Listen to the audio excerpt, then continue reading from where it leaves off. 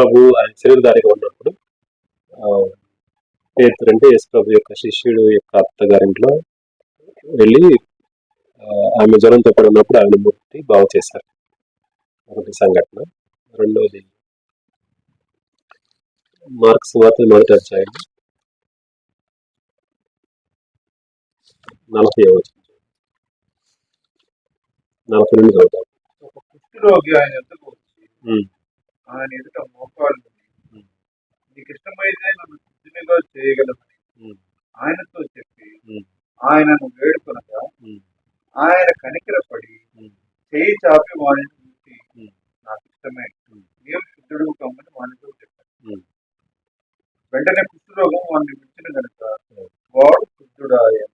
Okay, ఇక్కడ రెండో సంఘటన ఏంటంటే, మొదటి సంఘటన ఆమెకు జ్వరం ఉన్నది, ప్రభువు ముట్టినప్పుడు జ్వరం పై. రెండో సంఘటన కుష్ఠరోగి వచ్చాడు, ఇతను ఏం చేశాడు, ప్రభుని అడిగాడు నీకు ఇష్టమైతే నన్ను శుద్ధిగా చేయగలవని. ప్రభు ఆన్సర్ ఏంటి? ఆయన కనికరపడి.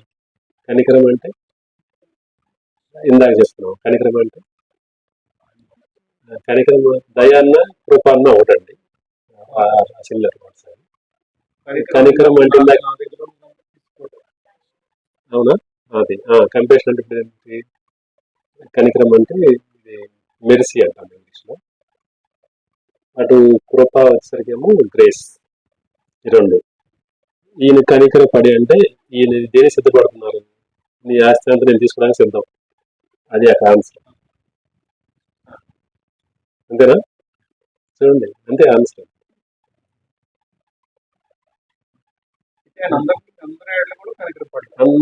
అందరూ కనెక్ట్ పడుతున్నారు, అందరూ ఎవరైతే ఇష్టపడి ఆయన దగ్గరికి వస్తున్నారు, ఆయన ఎదుట మోకాళ్ళు నీకు ఇష్టమైతే నన్ను శుద్ధిగా చేయగలవని ఆయనతో చెప్పి, నీకు ఇష్టమైతే నన్ను శుద్ధిగా చేయగలవని అడుగుతున్నాడు. దీనికి ఆన్సర్ ఏంటంటే, మనం ప్రార్థన చేసేటప్పుడు ప్రభు మీకు ఇష్టమైతే నన్ను శుద్ధిగా చేయండి, రోగం తీసివేయండి, అదే ఇట్లాంటివంటి బలహీనతలు తీసివేయండి అని అడగవలసిన పని లేదు.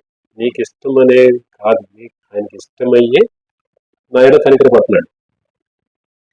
ఇది మళ్ళీ కొత్త తీసుకెళ్ళి ఆయన ముందు పెట్టాల్సిన అవసరం లేదు. అది తప్పనే నేను చెప్తుంది ఇక్కడ. కనికరపడి చెయ్యి చాపి వాడిని ముట్టి నాకు ఇష్టమే అని చెప్పాడు. ఇక ప్రతి వాళ్ళకి ఆయన సమాధానం చెప్పరు నాకు ఇష్టమేనని. ఎందుకనంటే ఆయన దేవుడి లోకం ఎంతో ప్రేమించాను. అందరినీ ప్రేమించాడు, అందరినీ ప్రేమించాడు. ఆయన మనుషులందరి పాపం నిమిత్తమై శిలువలో మరణించారు. మీ చేత మీద నన్ను రక్షించండి అంటే రక్షించడం కొరకే ఆయన శిలువలో మరణించారు.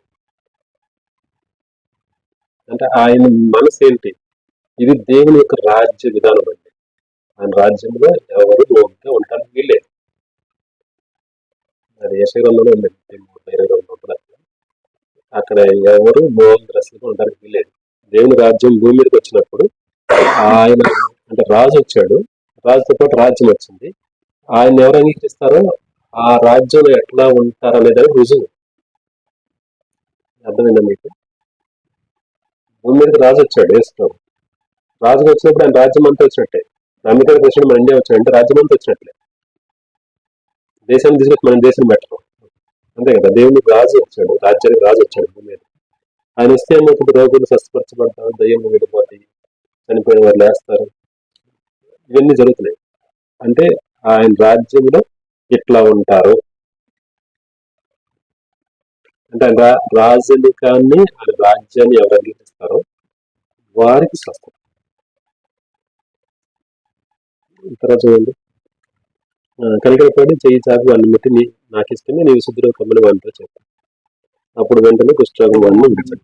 ఇది ఇంకోటి ఏంటి, ఇక్కడ ఆయన వేడుకొనక కనికరపడి చెయ్యి చాపి ముట్టిన తర్వాత ఏమన్నారంటే నాకు ఇష్టమే అన్నాడు.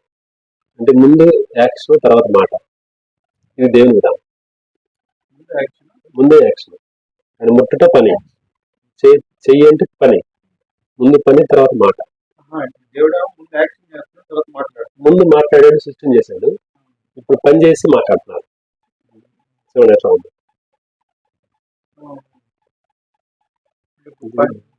చూసారు, భూమి ఆకాశము కలుగునుగా మాట, తర్వాత పని. ఇప్పుడు ముందు పని తర్వాత మాట మరి ఆర్డర్ మారుతుంది పెట్టుకోండి, ఎప్పుడు ఒకే విధంగా కాదు.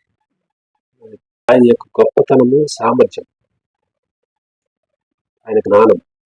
మీరు మీరు రాజకీయ నాయకుడికి వెళ్ళి మాకు హెల్ప్ చేయండి అన్నాం అనుకోండి, వాళ్ళు ముందు మాట్లాడతారు, పని చేయరు. ఈయన రాజు పని చేసి మాట్లాడతాడు. దాన్ని బట్టి ఈయన ఏబుల్ పర్సన్ అర్థం చేసుకోవాలి. పనిచేసి మాట్లాడేవాళ్ళు ఎవరు పడతారు? అంతే. చేస్తాం చూద్దాం అనే వాళ్ళ పని ఎట్లా ఉంటుంది, చేసి మాట్లాడే వాళ్ళ పని ఎట్లా ఉంటుంది, మాట ఎట్లా ఉంటుంది.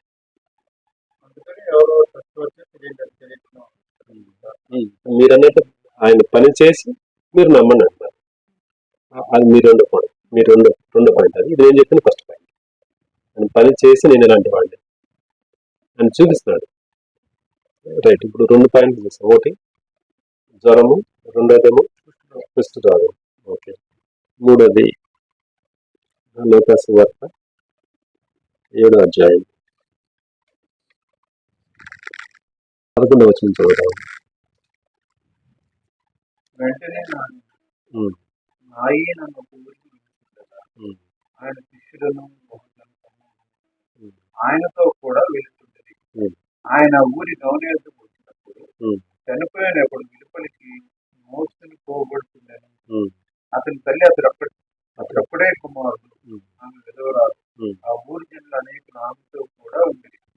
ప్రభు ఆమెను చూసి ఆమె కనికరపడి 7వ వద్దని ఆమెతో చెప్పి దగ్గరకు వచ్చి పాడను ముట్టగా మోయితున్న వాడు నిలిచి, ఆయన చిన్నవాడ నిమ్మని నీతో చెప్తున్నాను అనగా ఆ చనిపోయిన వాడు లేచి కూర్చుని మాట్లాడుతాయి. చాలా. ఇది 3వ సంగతి చెప్తాను. మొదటిది జ్వరము, రెండవది కుష్ఠరోగము, మూడవది మరణం. ఇందాక ఈ 2 సంఘటనలు ఏమిటంటే అతను వచ్చి అడిగాడు కనికరపడమన్నాడు.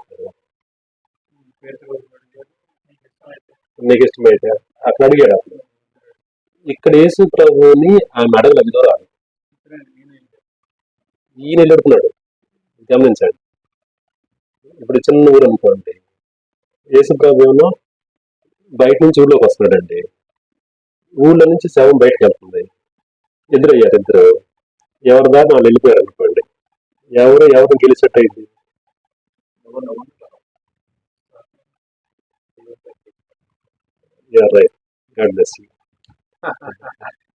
ఇప్పుడు ఇది జీవం అండి, జీవము, అధికారము. ఇది మరణము, సాతాను. ఈ 2 ఎవరి దాకా వెళ్ళిపోయారంటే ఈ మరణాన్ని ఇతను ఏమి చేయలేకుండా వెళ్ళిపోయినట్టేగా, ఓడిపోయినట్టేగా. ప్రభు జోక్యం చేస్తుంది. అందుకు యేసు ప్రభుకి మరణం ఎదురొచ్చి నిలబడటానికి వీల్లేదు. జోక్యం చేసుకుని మాట్లాడారు. మళ్ళీ చదవండి ఒకసారి కావాలంటే. ప్రభు ఆమెను చూసి ఆమె కనికరపడి 7వ వద్ద ఆమెతో చెప్పి దగ్గరకు వచ్చి పాడిన ముట్టగా మోయితున్న వారు. కనికరపడి అంటే మళ్ళీ ప్రభు కనికరపడ్డాడు అంటే అర్థం ఏంటి? ఈ మరణాన్ని నేను తీసుకోబోతున్నాను. ఇంకా చెప్తున్నాను కదా, కనికరం అంటే ఏంటి? మా ఆస్తి ఆయన తీసుకుంటున్నారు. ఈ మరణాన్ని ఏం తీసుకోబోతున్నారు? యేసు ప్రభు తీసుకోబోతున్నారు. ఇలా కుష్ఠరోగము, జ్వరము ఆయన తీసుకుంటారు. ప్రతిదీ భూమి మీద ఉన్న ప్రతి చెడు ఆయన తీసుకోవడానికి వచ్చారు. చదవండి. ఆయన చిన్నవాడ లెమ్మని మీతో చెప్తున్నాను అనగా ఆ చనిపోయిన వాడు లేచి కూర్చుని మాట్లాడుతాయి. ఆయన అతనితో అతని తల్లికి అప్పగించాను. ఓకే. ఆయన అతని తల్లికి అప్పగించాను. ఇప్పుడు ఈ 3 సంఘటనలు చేశామండి. ఒకటి జ్వరము, రెండోది కుష్ఠరోగము, మూడవది చనిపోయిన వ్యక్తి. ఇప్పుడు యేసు ప్రభు శరీరధారిగా ఉన్నప్పుడే మరణం ఓడిపోయింది ఆయన చేతిలో. మర్చిపోవద్దు. చాలా మంది ఏమంటారంటే ఆయన మరణం జయించి తిరిగి లేచినప్పుడు మరణం ఓడిపోయింది అనుకుంటున్నారు. శతాధిపతి దాసుడు వాళ్ళందరూ బతికారు కదా, చిన్నగా చనిపోయింది బతుకుంది. ఇతను చనిపోయాడు, లేపాడు. యేసు ప్రభు శరీరధారిగా ఉన్నప్పుడే సాతాను ఓడిపోయాడు ఆయన చేత. ఓడిపోయాడు. మత్తయి 4వ అధ్యాయంలో లోకసభ 4వ అధ్యాయంలో సాతాను ఓడిపోయాడు యేసు ప్రభు చేతిలో. ఇది బైబిల్ చెప్తాను. మరి సిలువలో ప్రభు అది నేను చెప్తాను తర్వాత. ఇది మీరు ఒక ఆన్సర్ చెప్పిన తర్వాత నేను ఆన్సర్ చెప్తాను. సిలువలో యేసు ప్రభు మరణించి సమాధి చేయబడి తిరిగి లేచినప్పుడు సాతాను ఓడిపోయాడు, మరణం ఓడిపోయిందని చెప్పడానికి నేను తర్వాత చెప్తాను. అది ఇప్పుడు జరిగింది, ఆయన శరీరధారిగా ఉన్నప్పుడు ఏం జరిగింది? శరీరధారిగా ఉన్నప్పుడు కూడా సాధారణ మనం ఓడిపోయారు. అది ఇప్పుడు మైండ్లో పెట్టండి, నేను కోరుతున్నాను. ఇప్పుడు 3 సంగతులు చూసామండి: జ్వరము, కుష్ఠరోగము, మరణము. ఇంతకన్నా పెద్దది ఉందా ఇంకా భూమి మీద? జాగ్రత్తగా ఆలోచించండి. అంటే ఇంతకన్నా పెద్ద సమస్య ఏమైనా ఉందా అంటే భూమి మీద? భూమి మీద ఇంతకన్నా పెద్ద మనమే హైయెస్ట్ గా ఉంది. కాకపోతే ఇంకొంచెం లోతులు చూస్తే కుళ్ళిపోయిన శవం, లాజరు యొక్క మరణం. ఇప్పుడు దేవుని డెడ్ బాడీ పాడి మీద వెళ్తా ఉంది. అర్జునుడు అక్కడ ప్రభు అక్కడికి వచ్చారు. జ్వరం దగ్గరికి ప్రభు వచ్చినప్పుడు జ్వరం ఓడిపోయింది, కుష్ఠవ్యాధి దగ్గరికి ప్రభు వచ్చినప్పుడు కుష్ఠవ్యాధి ఓడిపోయింది, మరణం దగ్గరికి వేసి ప్రభు వచ్చినప్పుడు మరణం ఓడిపోయింది. ఇప్పుడు కుళ్ళిపోయిన శవం దగ్గరికి వచ్చాడు. చూడండి, యోహాను సువార్త 11:39 వచ్చింది. యోహాను సువార్త 11:39.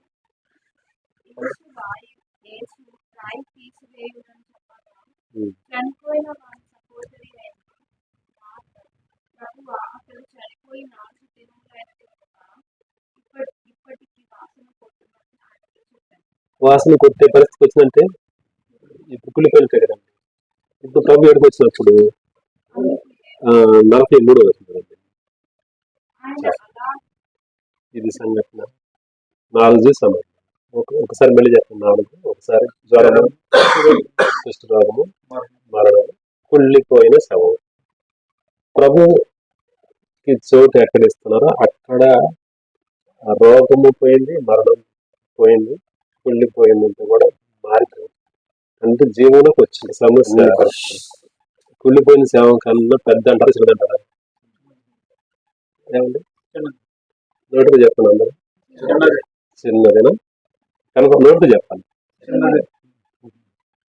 ఇంకా డౌట్ ఉన్నట్టున్నారు. మీ నోటితో చెప్పండి, పరలోకం ఉంటుంది అంటున్నారు.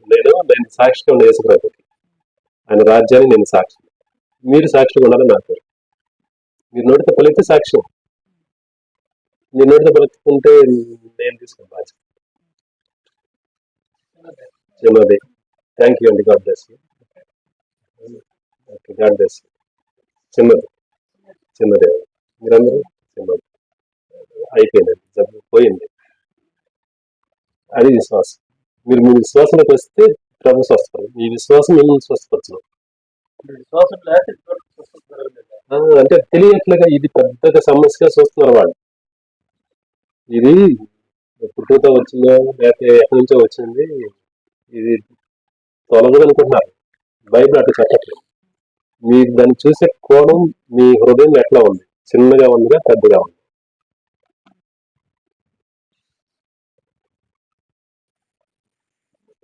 ఇప్పుడు మనం దాన్ని అసలు లెక్క లేకుండా అయిపోతుంది.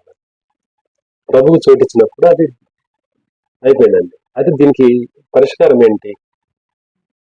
పరిష్కారం ఎట్లా మనం పొందాలి దాన్ని నేను చెప్తాను. చిన్నదని ఒప్పుకున్నారు కదా? ఓకే, చిన్నదైతే ఎట్లా చిన్నది, దాన్ని ఎట్లా జయించవచ్చు? ఒకటి గుర్తుపెట్టుకోండి, యేసు ప్రభు శిలువలో మరణించినప్పుడండి, మా రోమపత్రిక 6వ అధ్యాయం 1 నుంచి 11 వచ్చిన వరకు రాయబడినవన్నీ మీరు తర్వాత చదవండి. మైండ్లో పెట్టుకున్నట్టు అక్కడ జరుగుతున్నది ఏంటంటే, యేసు ప్రభు శిలువలో మరణించడానికంటే ఆదాము ఒకే వ్యక్తి అండి. ఆదాం పాపం చేసినప్పుడు ఇక లోకంలో ఉన్న చెడంతా అతని ద్వారా వచ్చేసిందండి. దాని పేరు ఏంటంటే శాపము. శాపం తర్వాత నెక్స్ట్ లెవెల్ది పాపం. పాపం వల్ల వచ్చే జీవితం మరణం. ముందు పాపం వల్లే శాపం వచ్చింది. ఓకేనా? ఫలం తినొద్దని చెప్పారు దేవుడు, తిన్నాడు. తిన్నప్పుడు దేవుడు వేసాడు, శపించాడు. దేవుడు శపించాడు, సాతానుగా. ఆదామును శపించింది దేవుడే, అవను శపించింది దేవుడే, సర్పాన్ని శపించింది దేవుడే, అలాగే భూమిని శపించాడు.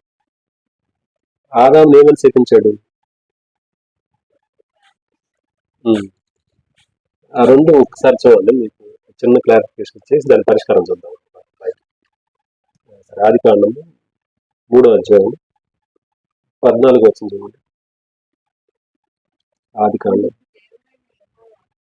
సర్పముతో నీవు దీని చేసినట్టు ఉమ్, పశువులన్నిటిలోను ఉమ్. భూజంతువులన్నిటిలోను నీవు చెప్పించబడిన దానిపై నీ కడుపుతో త్రాగుచు నీవు బ్రతుకు దినములన్నీ మరియు నీకును అక్కడ ఉన్నాం అనుకోండి, మన్ను తిందాము, బ్రతుకు దినంలోని మన్ను తిందాము.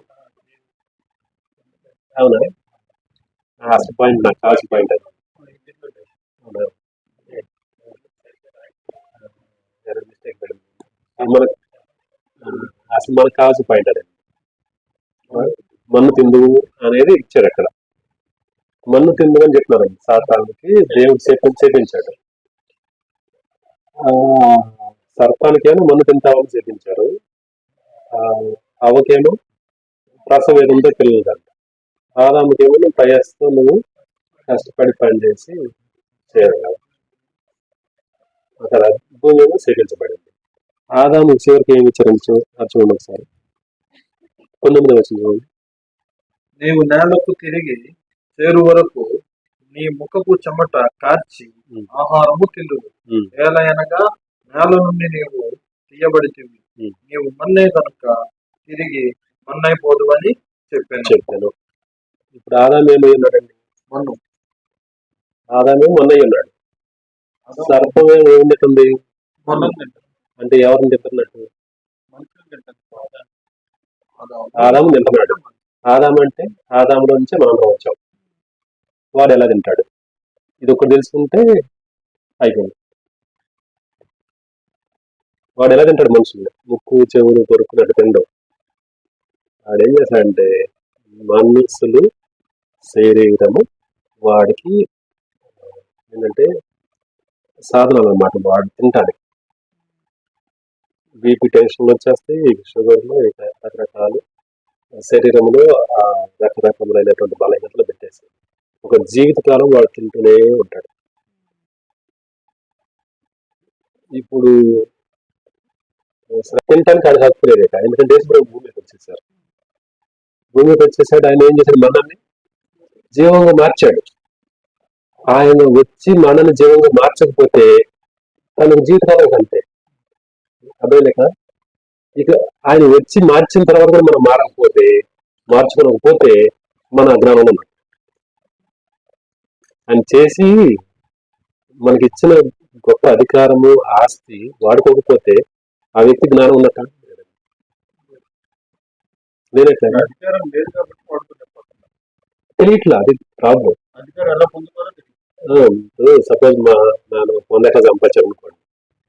అది ఎక్కడ పెట్టారు, ఎక్కడ ఉందో డాక్యుమెంట్స్ లేవు, ఏం లేదు. ఆ పొలం ఎక్కడ తెలియదు అనుకోండి. అప్పుడు నేను తెలియగలను, తెలియకపోయినా తెలియకపోతే అదే దాన్ని పరిశోధించి ఎక్కడ ఏ బిర్రు దాచిపెట్టారో లేకపోతే ఏమంటా పట్టుకొచ్చి ఆ పొలం దాని ప్రకారం డాక్యుమెంట్ ప్రకారం ఎక్కడెక్కడ ఏ సర్వేలు కొన్ని చూసుకొని స్వాధీనపరుచుకుంటే నాదే అయిపోద్ది. అంతే కదండి. ఆయన మన కొరకు ఇచ్చినటువంటి స్వాస్థ్యము బైబిల్ అండి, దేవుని మాట. ఇది డాక్యుమెంట్. దీన్ని పట్టుకొని దీనికి సంబంధించినటువంటి అధికారం కలిగిన వాక్యం ఎక్కడ ఉందో పట్టుకొని వాడితే వస్తుంది. అంత సింపుల్. దేవుడు నా కొరకు చేసింది, మన కొరకు చేసిన దాన్ని మనం భూమి మీద అనుభవించాలి. భూమి మీద శ్రమపడి నేను పరలోకంలోకి వెళ్ళా సంతోషపడతానంటే అలా తిరిగి తప్పుతుంది. ఎందుకంటే భూమి మీదకి ఆయన రాజ్యం రావాలి. ఆయన రాజ్యం వస్తే దాన్ని అంగీకరించిన వాళ్ళు ఆయన రాజ్యం ఉంటారు. మీకు ఇంకా చెప్పాలంటే ఆదాముని దేవుడు ఏం చేశాడు? తోట నుంచి బయటకు వెళ్ళగొట్టాడు కదండి, ఏదైనా తోటలో నుంచి. ఎందుకు వెళ్ళగొట్టాడు? ఒక కారణం ఆలోచిస్తే ఇతను తోటలో దేవుడు ఇచ్చిన వాటిని సరిగా వాడుకోకుండా దుర్వినియోగపరిచాడు.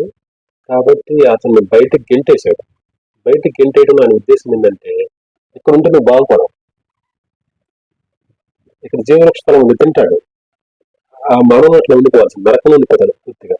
కాబట్టి అతన్ని దూరం చేసి బయటికి వెళ్ళి నువ్వు బాగుపడి లోపల రా. స్కూల్కి పిల్లలు ఎందుకు పంపిస్తారు? మామూలుగా ఇంట్లో ఉంటే జ్ఞానం రాదు. కాబట్టి ఆ పిల్లల్ని ఏం చేస్తారు? తల్లిదండ్రులు తరిమి స్కూల్కి వెళ్ళి జ్ఞానం నేర్చుకుని పొందుకో నువ్వు ఇంటికి రా. అప్పుడు ప్రయోజనం అవుతావు. అది ఉద్దేశం. ఇప్పుడు దాదాపు బయటకు పంపించి బయట సరి రావాలండి. బయట ఎట్లా సరి అవుతాడంటే యేసు ప్రభు గదిని వెలుపల శ్రమ పడతాడు. గదిని వెలుపల అక్కడ శ్రమపడి ఆయన రక్తం చెందించాడు. దానిని ఉపయోగించుకుని నువ్వు బాగా లోపల రాబడ్డాడు. ఇది అసలు ఆన్సర్. ఎక్కడ అది దేవుని వెలుపు అంటే దేవుని రాజ్యంలో అక్కడ ఉండాలంటే ముందు మనం ఇక్కడే బాగోవాలి. ఇక్కడే ఆయన ఇచ్చారు కదా మన శిలువ కార్యం ద్వారా మనకి ఇచ్చినటువంటి ఆయన గాయములు, ఆయన రక్తము, ఆయన మరణము, ఆయన పునరుద్ధానం, ఆయన జీవము, వాటిని ఇక్కడ వాడి ఇది మంచిగా తయారయ్యి మనం ఆయన ఇంట్లోకి వెళ్తాం. ఎన్ని వాడుకోవడం తెలియకపోతే ఆయన ఇంట్లోకి వెళ్తాం. ఎట్లా మీరు కుంటి వాళ్ళకి ఎట్లా వెళ్తారు? ఆయన రాజ్యం ఉండడానికి ఎట్లా అండి. ఇప్పుడు ఆర్మీలోకి ఎవరైనా కుంటి వాళ్ళు తీసుకుంటారా? ఎవరికి అనుకున్నా ఇండియన్ ఆర్మీలో కూడా తీసుకుంటారు. దేవుని రాజ్యం ఆర్మీలోకి ఇల్లు ఎట్లా తీసుకుంటారు? అంతే కదా. అంటే దేనికి ఈ గవర్నమెంట్ కొన్న జ్ఞానం కూడా దేనికి లేదంటారా?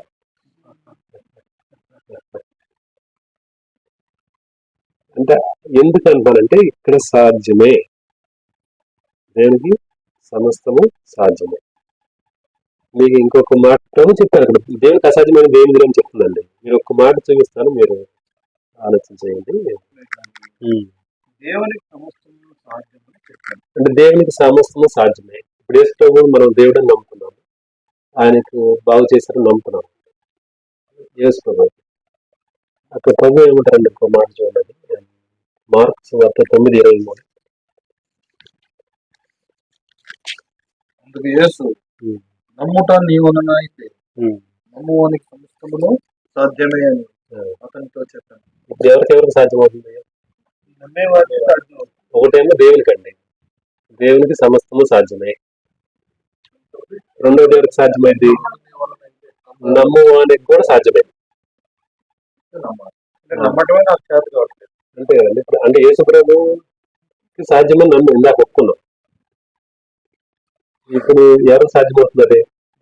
మనం అది ఏది నమ్మవాలంటే ఒకరు చూపిస్తాను. ఏది నమ్మవాలంటే యేసు ప్రభు నా స్థానంలో నాకు బదులుగా సిలువలో మరణించారు నా పాపం నిమిత్తమై. ఇప్పుడు ఆయనతో పాటు నేను ఉన్నానండి, యేసు ప్రభుతో పాటు నేను ఉన్నాను. నా ప్రాచీన స్వభావం ఉంది. చనిపోయాను, తీసుకుని పాత పెట్టారు. యేసు ప్రభు తిరిగి లేచినప్పుడు ఆయన పరిశుద్ధునిగా, నీతిమంతునిగా, సజీవుడిగా ఉన్నారు. ఇటువైపు చూసినప్పుడు ఏమో సిలువలో మనుషులు చూడనల్లని వాళ్ళు కాదు, వ్యసనాకాంతులు కాదు, వ్యాధులు అనుభవించిన వాళ్ళు కాదు, తృణీకరింపబడిన వాళ్ళు కాదు, దిగంబరిగా ఎవరు చూడనల్లని వాడిగా ఉన్నాడు ఇటువైపు. అంటే ఈయన మీద నా పాపం అంతా ఆయన మీద ఆరోపించబడింది కాబట్టి చూడటానికి వీలు లేకుండా అయిపోయాడు. అంటే పాపమును దేవుడిని శిక్షిస్తే ఎట్లా ఉంటుందంటే యేసు ప్రభు శిలువలో శిక్షించబడినట్టుగా ఉంటుంది. ఆయనలో నేను ఉన్నానని నమ్మాలి.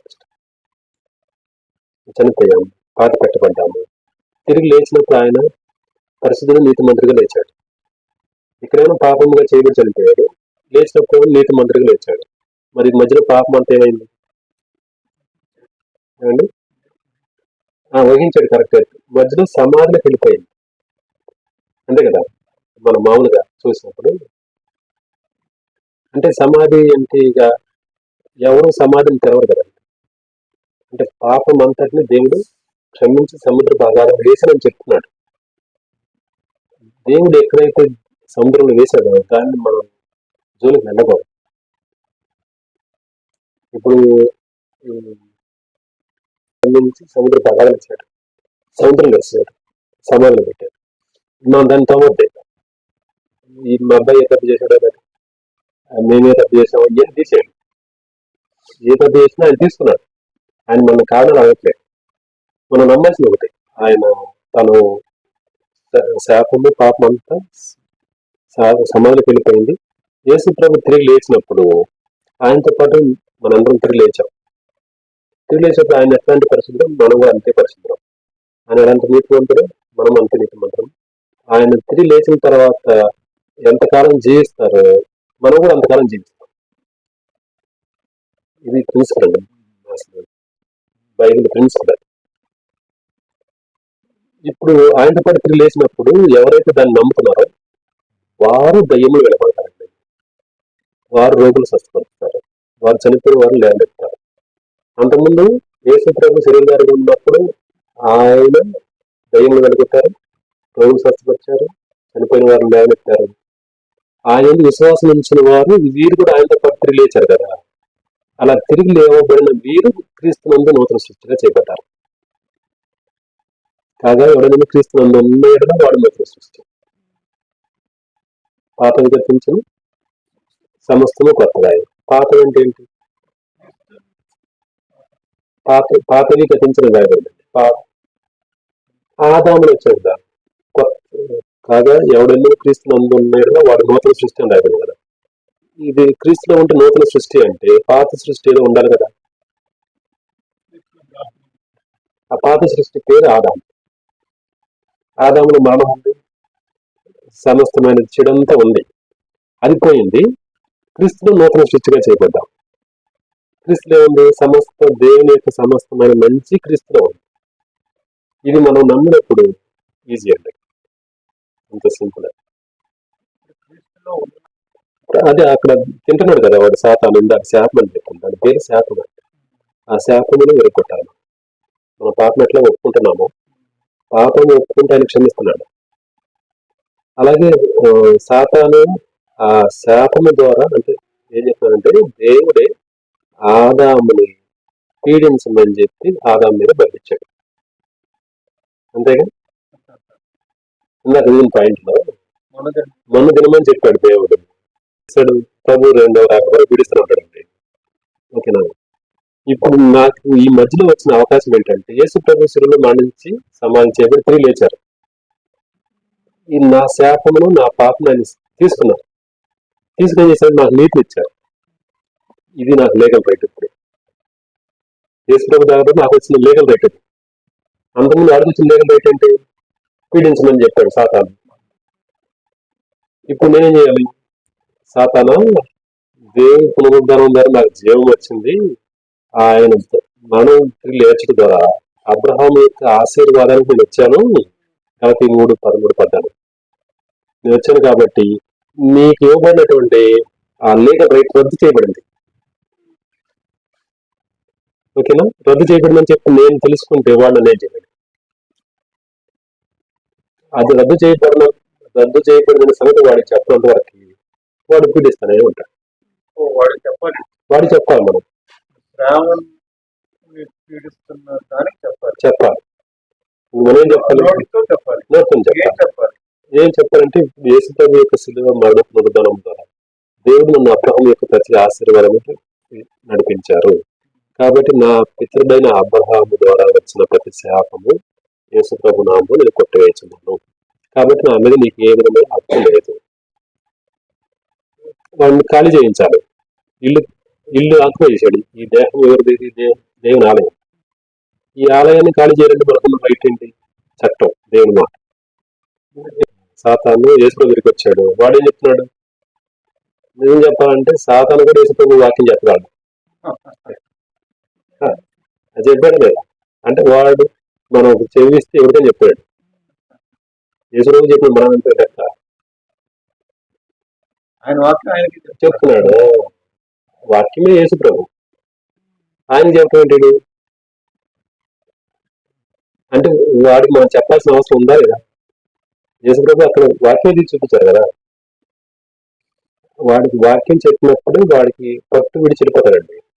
మన స్థలం మీద ఆక్యుపై చేస్తారు అనుకోండి, మన డాక్యుమెంట్ చూపిస్తే కేసు వేస్తే గెలుస్తామో లేదు. అది ఇది లీగల్ అన్నమాట.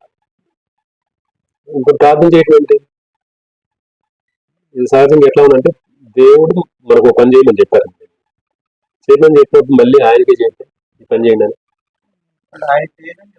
ఇప్పుడు యజమానులు నన్ను ఒక పనులు పెట్టున్నారు, అయ్యగారు ఈ పని మీరు చేయండి అన్నాం అనుకోండి, వినయ పూర్వకంగా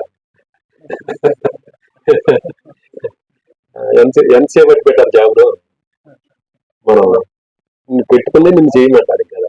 మళ్ళీ నేను ఆయన చేస్తే ప్రభు చేసినదే మత్తయి వార్తలో ఆ మాట చూడండి. ఈ కొన్ని చూసి ఈ సముద్రంలో చూడండి 21 అధ్యాయం 21 అధ్యాయం మత్తయి వార్త 21 అధ్యాయం 21 అందుకు యేసు మీరు విశ్వాసం కలిగి ఉమ్. సందేహింపబడకుండా ఎడల ఆ, ఈ అంజూరు చెట్టుకు జరిగిన దాన్ని చేయటం మాత్రమే కాదు, ఉమ్. ఈ కొండను చూసి నువ్వు ఎత్తడి సముద్రంలో పడవేయబడును కానీ చెప్పని ఎడల అలాగ జరుగుతుంది మీతో నిశ్చయంగా చెప్పుతున్నాను. ఇప్పుడు కొనం చూసి ఎవరు చెప్పాలి? విశ్వాసం కలిగిన వాడు చెప్పాలి. మరి యేసు ప్రభు చెప్పాడు ఏమని? కొనం చేసి సముద్రంలో పడేయమని చెప్పి నన్ను చెప్పమని చెప్పాడండి. నేనేం చెప్పాలి? కొండను చూసి కొండ నువ్వు వేసుకోవాలి సముద్రం పడని చెప్పాలి. సార్ని వెళ్ళి బాబా దయతో మీకు చూపించి ఈ కొండను తీసుకెళ్ళి సముద్రం పడేయంటున్నావు. ఇప్పుడు వినయపూర్వకంగా భక్తితో ఇవన్నీ బాగానే ఉంటున్నాయి, కానీ నేను యజమానితో చెబుతున్న పని చేయమని. అంటే ఇది నాకు ఇవ్వబడిన ఆజ్ఞండి. నేను నువ్వు నన్ను ప్రశ్న వేశాడు తమ్ముడు ఏమంటే మీరు ఇటు చెబుతున్నాను పడకపోతే ఏంటన్నాడు. కొండ పడకపోతే ఏంటన్నాడు. కొనకపోతే నాది పోయింది ఏముంది? నా శాలరీ నాకు వచ్చిందిగా. ఆయన చెప్పాడు నేను చేస్తానండి అంతే కదా. ఆయన నాకేం డ్యూటీ ఇచ్చారు? నేను నోటితో చెప్పమని చెప్పారు, ఇది నా డ్యూటీ, నేను చెప్పటమే. పడకపోతే నా శాలరీ కట్ చేయదుగా. అదేనా మీకు? నేను లోపలికి వెళ్తున్నాను. అంటే ఆ చెప్పేవాడు హృదయాన్ని సరిచేసుకొని దేవునితో సహవాసం చేస్తూ అధికారంతో చెప్తేనే పని జరిగిస్తారు. అవును, అధికారం నా యజమాని నాకు చెప్పాడండి. ఈ బకెట్ నీళ్ళు తీసుకెళ్ళి గాబులో వేయమని చెప్పాడు. ఇటే నాకు అనవసరం మురికి నీళ్ళ ఏ నాకెందుకు? అవునండి, అవును అంతే.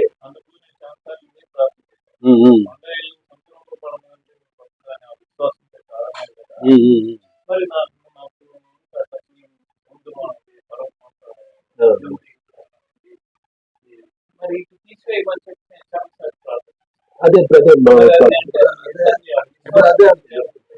మనం చెయ్యాలి పని, ఆయన చెప్పక్కర్లేదు. అట్టగా సార్ అట్లా నేనేమంటే మనం ప్రభువుకి చేసేది ప్రార్థన కదా, మనం ప్రభువుకి చెప్పక్కర్లేదు.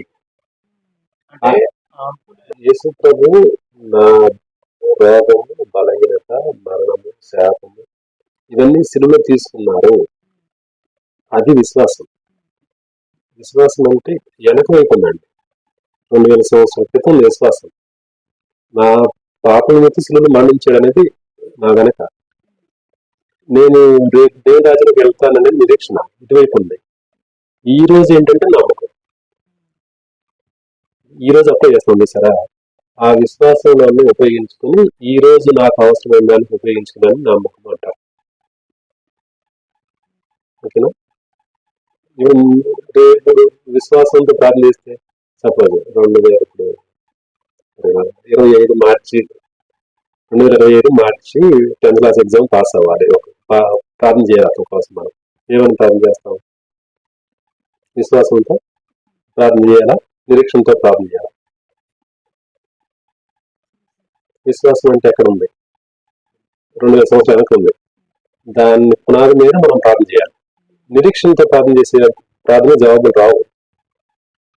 విశ్వాసంతో చేసే ప్రార్థన జవాబు వస్తుంది. అంటే ఏమైనా ప్రార్థన చేయాలి? ప్రభా, ఈ కుమారుడికి 2000 సంవత్సరాల క్రితము మీరు చనిపోయి తిరిగి లేచు ద్వారా వచ్చినటువంటి ఆ జీవము, ఆ జ్ఞానము ద్వారా ఈ బిడ్డ 2025 సంవత్సరంలో పాస్ అయ్యాడు. మీకు వందనములు. పాస్ అయ్యాడు, మీకు వందనములు.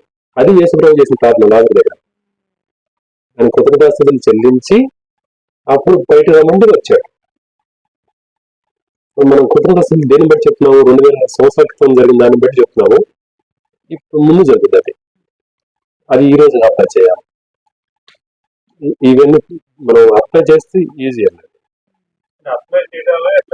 అదే చెప్పడానికి మేము రావాల్సి వచ్చింది. మా ప్రార్థనలు మేము చేస్తే మీ విశ్వాసం ద్వారా మీరు స్వస్థపడాలి. మీ ద్వారా విశ్వాసంగా పెరిగితే వస్తుంది. అవును విశ్వాసం అతనికి తనకు బాధ్యత మీరు తీసుకోవాలి. అది మేము వీళ్ళు విశ్వాసంగా పెరిగి అప్లై చేయాలి. అవును, దానికి మేము హెల్ప్ గా ఉంటాం. మీకు విశ్వాసం పైకి తీసుకెళ్ళడానికి మేము హెల్ప్. ఇప్పుడు మేము చేస్తే జరుగుతుంది అది. దానివల్ల మీరేమంటారు? రేపు ఎవరో ఎక్కడి నుంచి వచ్చారు, భాష గారు లేదా బ్రదర్ వచ్చాడు, ప్రార్థన చేశాడు, మా శాస్త్రం మమ్మల్ని ఏం చేస్తారు? మాకెందుకండి? గంట సమస్త గంట దేవుడు. ప్రభు ఏం చెప్పాడంటే ఆయనతో పాటు సమాధి చేయబడ్డాం, తిరిగి వచ్చాము, ఆయనతో పాటు ఆరోహణమయ్యాము, ఆయనతో పాటు సింహాసనం మీద కూర్చున్నాం. ఇది మన మెట్టు. అంతేగా? అంటే మనం ఎట్లా ఉన్నాం ఇప్పుడు? దేవునితో పాటు సింహాసనం ఉన్నాం. ఇప్పుడు మీకు ఇంతకుముందు దానియేలు ప్రార్థన చేసినప్పుడు భూమి మీద నుంచి ప్రార్థన చేశాడు. మధ్యలో ఆకాశం, పైన సింహాసనం, తండ్రి సింహాసనం, దేవుని సింహాసనం, పైనుంచి దూత వచ్చాడు కిందకి. దూత వచ్చి ఆటంకపడ్డాడు కదా, 21 days 3 weeks. అంటే ఈ కింద నుంచి ప్రార్థన పైకి వెళ్ళటానికి టైం పట్టింది. ఇప్పుడు మనం ఎక్కడున్నామంటే ఈ ఆకాశాలు దాటి సింహాసనం మీద కూర్చున్నాం. అంటే మనం ప్రార్థన చేస్తే ఎక్కడున్నాం ఇప్పుడు? అంటే మధ్యలో అడ్డగించడానికి ఏముంది? ఏమి లేదు. అంటే ఈ స్థితి తెలుసా మనకి? అంతేకాకుండా మనం కింద ఉన్నాం, ప్రభు మీరు పైన ఉన్నారు, నేను కింద నుండి ప్రార్థన చేస్తాను, మీరు జవాబు చేయించండి. మధ్యలో 2వ ఆకాశంలో సాతాను దూతలు అందరూ ఉన్నారు, ఎఫ్సి పెద్దగా రాజ్యంలో. అంతేనా? జవాబు వచ్చింది అంటారా? మైండ్ ఎట్లా నుండి ప్రార్థన చేస్తున్నారు? మనం భూమి మీద ఉన్నాం, కానీ నా మైండ్ ప్రభుత్వ కూడా సింహాసనం మీద ఉందని ప్రార్థన చేస్తున్నామా, లేదా భూమి మీద ఉన్నట్టుగా నేను ప్రార్థన చేస్తున్నాను? ఆయన మైండ్ లోకి వచ్చిన వాళ్ళకి జవాబు వస్తుంది. అది సంగతి. అంటే ఆ లెవెల్లో నేను కూర్చున్నాను. నేను ఉంటాం భూమి మీద ఉండొచ్చు, మన కంటితో వచ్చేసినప్పుడు భూమి మీద ఉన్నాం, కానీ ముందర మాత్రం ప్రభుత్వ సమీపంగా ఉన్నాను. నేను ప్రార్థన చేస్తే ఆయన చెవుకి వినపడే అంతగా దగ్గరలో ఉన్నాం. భూమి నుంచి ప్రార్థన చేసినప్పుడు ఎంత ఉంటాం? మధ్యలో ఆకాశం. ఓకే, సింహాసనం ఒకటి ఆయన నాకు, నేను ప్రభుత్వ పాటు నేను శిలువలో మరణించాను, నా పాపం మరణించింది అని నిజంగా నమ్ముతున్నామో లేదా? అక్కడ నమ్మట్లా, ఇక్కడ నమ్మట్లా. సమస్య అది. విశ్వాసం అనేది ఏంటంటే అది నేను అక్కడ నా పాపం నిమిత్తమే శిలువలో మరణించారు, ఆయనతో పాటు నా రోగం కూడా కొట్టివేయబడిందని నమ్మితే, విశ్వసిస్తే మనకు అక్కడ మేలవుతుంది. రెండోదేమో నేను సింహాసనం మీద కూర్చొని ఉన్నాను అనే సంగతి నాకు అర్థమైతే, ఈ 2 పెట్టి చేయండి, ఏముందో చూడండి. ఆ 2 అండి. అంటే ఆటంకంగా ఉందంటే ప్రతి వ్యక్తి మీద పాపం ఒకటి, శాపం ఒకటి. అది ప్రాసెస్. మీరు కొంచెం ఇటు చేస్తా ఉండండి.